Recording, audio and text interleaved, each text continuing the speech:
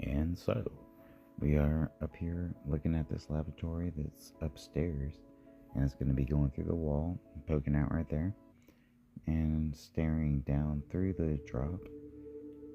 And this 3-inch drop will be catching a toilet, a tub shower, which is one unit, and then it's going to be catching the lavatory, which I just started by showing you how it went up through there, showing how I notched with the 4.5-inch for the 22.5-degree bend there to be able to go down into it just a little bit more, 1.5 inches more, so that way I can get the right height for my next fitting, which is going to be the 3-inch Y connected to a 90, which is a short turn 90. And what we're going to be doing is pushing it in and twisting it to straight, and then I'm going to come around and make sure that it's straight by looking at how that fitting's sitting there.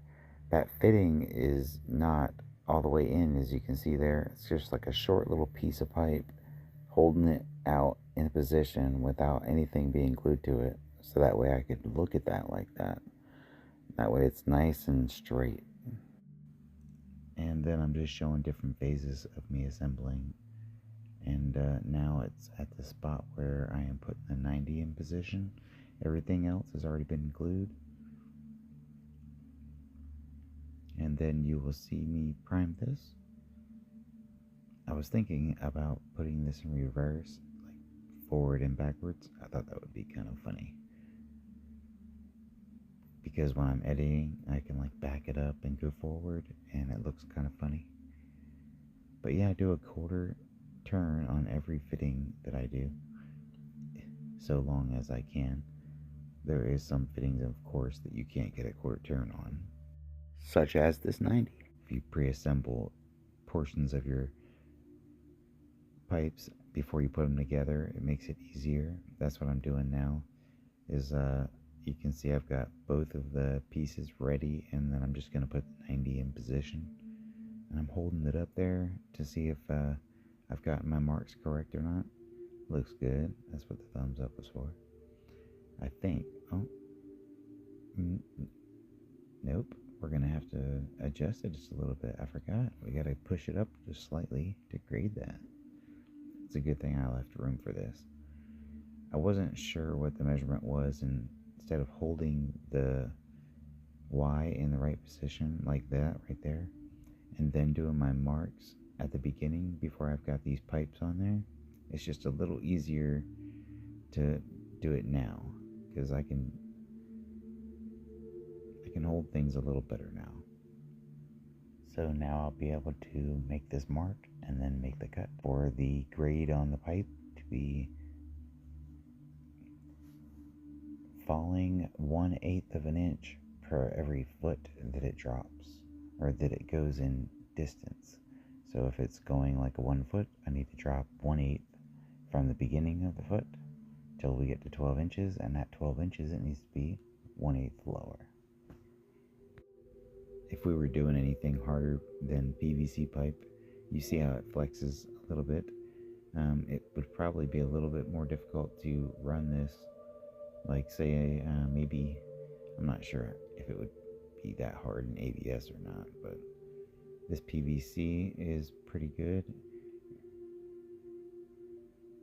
about the flexing portion of it. Like, man, I would hate to have to do this in cast iron, but obviously you would be using no hub bands for that if it was needing to be done or preferenced by someone, or if it was commercial work that required it. So we'll see. Sometimes it's just a little hard to get the primer on there exactly the way you may want it to go on, like lickety split, but sometimes it just takes a little bit.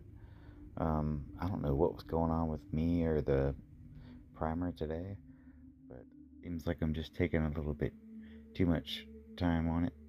You see how much it flexes?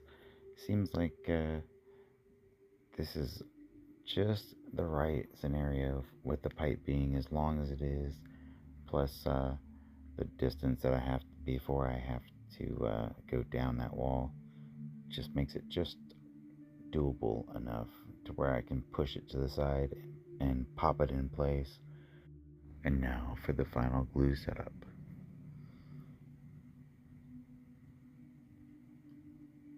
And there it is. Make sure I have that measured out right, and looks like it's going to check out good. My bubble is right on the line. It means it's an 8th bead. You can get them to where they've got has all of the markings that you need for your grade. 1/8 is for 3" and 1/4 per 2" and then it just starts flying after that.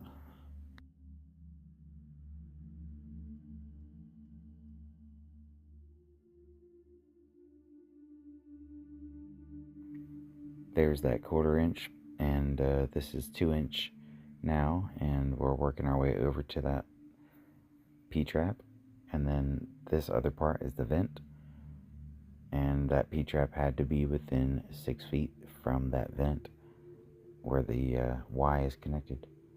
And then now we're going up and around, and I'll show you that next time.